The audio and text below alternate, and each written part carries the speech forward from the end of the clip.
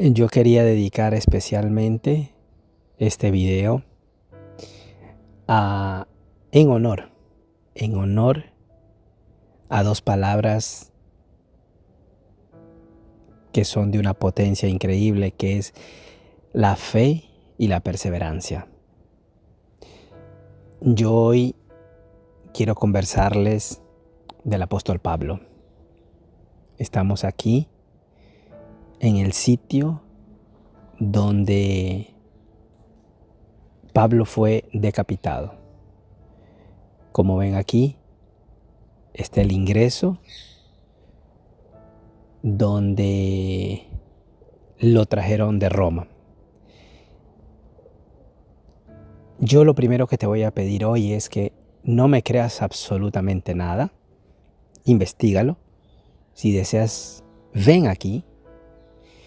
Ven a que tus sensaciones te den algún mensaje. En el sitio donde ocurrieron las cosas, y como yo siempre digo, lee, investiga, visita si quieres el sitio donde ocurrieron las cosas. No te quedes con lo que te dice tu pastor, el sacerdote, el cura. Yo no sé a quién tú sigues. No me creas ni a mí. Anda más allá y trata de recibir el mensaje. En este caso, el primer impacto que yo siento de transformación, la palabra dice transformación. Trans, darle una nueva forma. Transformación. ¿Darle una nueva forma a qué? Al espíritu, a la manera de pensar. Y me impacta en gran manera que Saulo, inicialmente, cuenta la historia que nace allá por el año 5 después de Cristo. Toma en cuenta que él es contemporáneo con el nacimiento de Jesús. Me llama mucho la atención que él nace en Turquía, en Tarso, Turquía. Si tú vas a ver hoy Turquía, el 99% de la población de ese país es islámica. Ellos no son cristianos. A pesar de eso, el precursor de la expansión del cristianismo, Pablo, que en ese entonces se llamaba Saulo, es de origen turco. Es decir, que es muy importante que tú sepas que la Biblia que tienes en casa, esa creencia que se expande por todo el planeta, nace en Turquía. Él crece en todo ese contexto judío, con leyes. Él leyó la Torá de una manera increíble, la estudió tantísimo. Su maestro era Gamaliel, que este maestro suyo era considerado, si estoy grabando, era considerado uno de los más eruditos de aquel entonces. Era uno de los que ¿tú estudias con Gamaliel? Sí, perfecto, te creo. Y él creció con todos los principios de los fariseos. Una de las cosas que los fariseos hacían era leer la ley mosaica y aplicaban la ley mosaica. Los fariseos incluso agregaban otras cosas para poder transmitirles al pueblo lo que Moisés decía. A 13 años, uno de los sueños de Pablo, de Saulo, porque todavía no se llamaba Pablo, era conocer Jerusalén.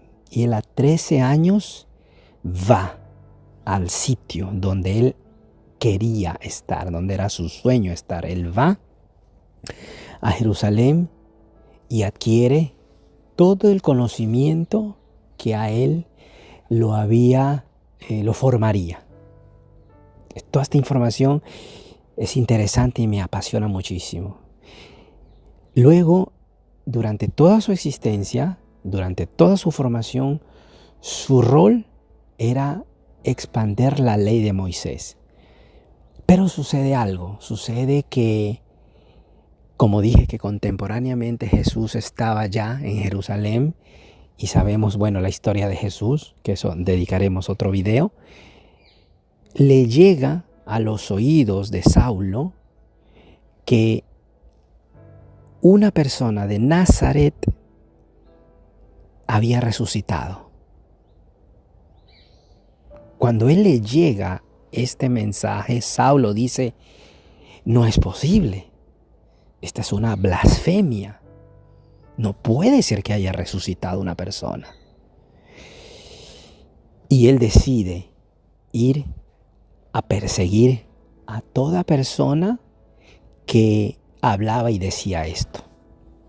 Él se especializó en perseguir a los cristianos, sea los cristianos judíos, sea los cristianos gentiles. Hay una diferencia entre los judíos, los cristianos judíos y los gentiles. Hay una gran diferencia.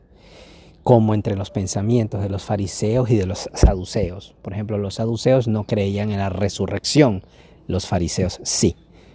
La idea de este video no es confundirte, pero luego tú vas a investigar todas las diferentes creencias y me impacta en gran manera como la gran distorsión de las religiones se basan en creencias. Cuánta gente mata por creencias.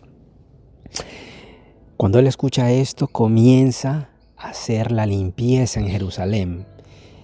Es más, él participó, estuvo presente cuando Esteban muere apedreado. Él escuchó, según todo lo que está escrito aquí en el núcleo del mundo, en Roma, donde están escritas todas estas historias, él vio cómo moría, cómo agonizaba y cómo lo apedreaban a Esteban. Es más, él escuchó cuando Esteban, mientras moría, mientras agonizaba, le decía a Dios, no les tomes en cuenta este pecado, aquellas personas que le estaban tirando la piedra a Esteban.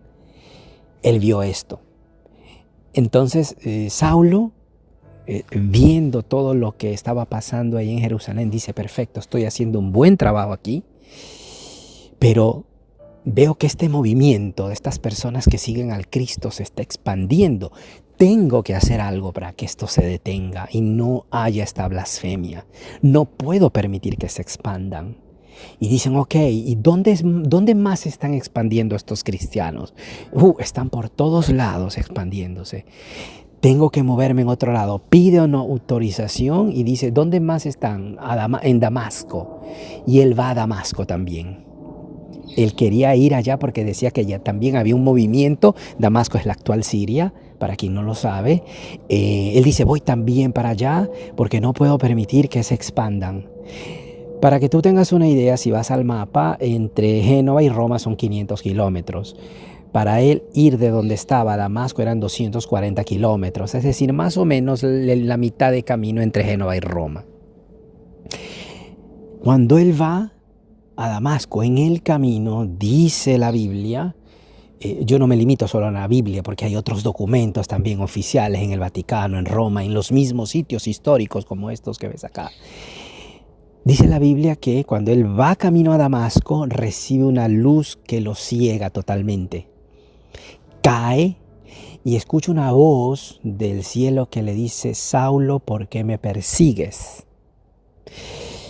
La gente que estaba alrededor de él escucharon solo como un trueno. Audiblemente solo él escuchó eso, que luego lo escribe. Y le dice, tú te vas a ir donde yo te voy a decir. Le dice esta voz, que era Jesús. Lo llevan porque él no podía caminar porque estaba ciego. La voz y la luz lo había cegado. Y le dicen, ándate a la casa de otro apóstol que se llama Ananías. Cuando le dicen a Ananías, mira que va a venir Saulo, él dice, Ananías dice, ¿quién va a venir a mi casa? ¿Saulo? ¿El que está matando a los cristianos va a entrar en mi casa? Pero él había recibido una visión, Ananías, que tú tienes que recibirlo a él porque algo grande va a ocurrir. Ananías recibe a Saulo en la casa, recupera la vista y aquí inicia la transformación en espíritu de Saulo, que en ese momento se convierte en Pablo.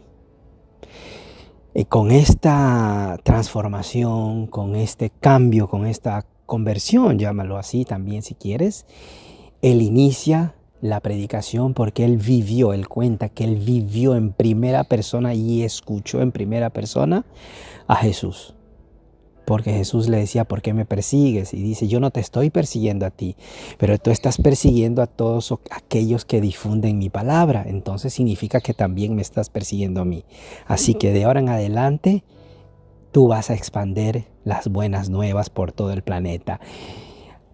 Y Pablo, que antes era un fariseo, se convierte en un cristiano y en ese momento los judíos lo acusan de traición. Él hablaba de Cristo, hablaba de que todo lo podía en Cristo, que Cristo le daba la fuerza. Al final de todas estas predicaciones lo querían matar, porque los judíos decían que lo habían traicionado. Cuando estaba por morir en Jerusalén, él dijo, soy ciudadano romano. Cuando él declara que es un ciudadano romano, no lo podían matar. Entonces le dicen, un momento, no podemos matarlo aquí, tenemos que enviarlo a Roma. Y ahí comienza otra situación enorme porque lo tienen que trasladar a Roma, la embarcación en la cual él navegaba. Miren el nivel de fe, este es nivel de fe top. Porque el nivel de fe es que cuando estaba viajando la embarcación hacia Roma, hubieron tormentas, hubieron tempestades, y él estaba tranquilo porque dice, yo sé que no voy a morir aquí. Y él les decía a sus encarceladores que estén tranquilos, que no se iban a morir. En el mar no se iban a morir, porque él ya tenía la promesa que él tenía que llegar a Roma y que ahí iban a pasar muchas cosas todavía. Había mucho camino por recorrer. Se encalla la embarcación, termina en Malta, es decir, que la gente se lanzó al agua, llegaron los náufragos. Es más, le ha mordido una serpiente a Pablo y todos esperaban que muera, pero milagrosamente tampoco murió. Es una historia increíble, que si esta historia es verdad, yo no estoy aquí para decirte que es verdad, que es mentira, que creo, que no creo, no lo sé. Yo solo sé lo que siento. Y tú solo puedes sacar tu conclusión en base a lo que tú vas a sentir, porque es único. Es único, esa sensación no te la puede contar nadie. En efecto, cuando él va donde Agripa, en uno de aquellos que estaban por condenarlos y todo, Agripa mismo, que era amigo de Félix, le decían, tu testimonio es tan increíble que casi me convierto yo también. Es decir, Pablo estaba tan convencido de que Jesús le había hablado que estaba dispuesto a todo. Llega a Roma, después de que la serpiente lo pica y lo muerde, y él tenía un arresto domiciliario, siempre tenía un guardia. Es decir, que tenía en Roma mucha libertad de seguir predicando, de seguir haciendo todo lo que era expandir el ministerio de Jesús. Pasa el tiempo, estuve libre por algún tiempo, hasta esta parte que yo te estoy contando. En la Biblia que tienes en casa, el Nuevo Testamento, hasta aquí cuentan, hasta una carta que él escribe a Timoteo donde le dice, yo estoy por ser sacrificado. Aquí te lo dejo a tu criterio, porque de ahí para allá la Biblia calla, no dice más nada. Y si quieres documentos oficiales, tienes que venir acá al Vaticano, a Roma. Tienes que venir a los puntos donde oficialmente está declarado todo aquello que se dice que se vivió. Lo traen a Pablo. El camino que viste hace poco en ese video es donde lo vinieron a decapitar. Por eso yo dije, tengo que ir ahí, porque en este sitio es mágico. Todavía tengo la sensación en mi cuerpo de lo que sentí cuando entré aquí. Si tú ves ahí, está la columna donde lo amarraron y donde con un hacha, según decreto del emperador Nerón, tenía que ser decapitado con hacha. Le cortan la cabeza y la cabeza rebota 3 veces. Como ves aquí en el video, de nuevo te lo vuelvo a mostrar, donde le cortaron. Es talmente fuerte el golpe porque tenían que arrancarle la cabeza del golpe lo más fuerte posible. Mira cuánto viajó la cabeza. Y en estos 3 puntos está esta iglesia, porque aquí en cada una de esas aguas sale agua de distintas temperaturas. Agua fría, agua tibia y agua caliente. Entonces, la perseverancia, la fe de algo que tú crees bueno para el mundo, va a hacer que resuene un eco por toda la vida. Gracias a Pablo, que es más, si tú vas a tomar en cuenta todo lo que él ha hecho, es un tercio del Nuevo Testamento es escrito por Pablo. Y quería contarte esta historia y decirte que si logras, vengas a este sitio. Nos vemos.